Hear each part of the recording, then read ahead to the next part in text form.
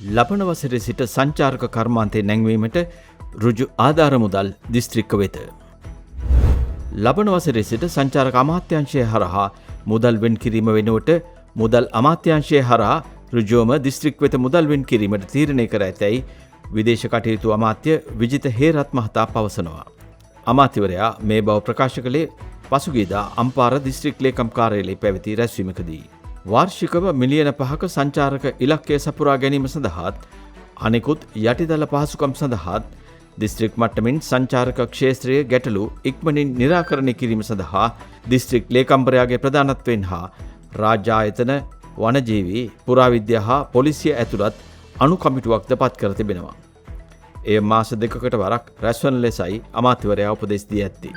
කසාවලින් මතුවන කතා කරන පත්තරේ මෙවැනි තවත් කාලීන සිදුවීම් දැනගන්න අපි නාලිකාව සබස්ක්‍රයිබ් කරන්න.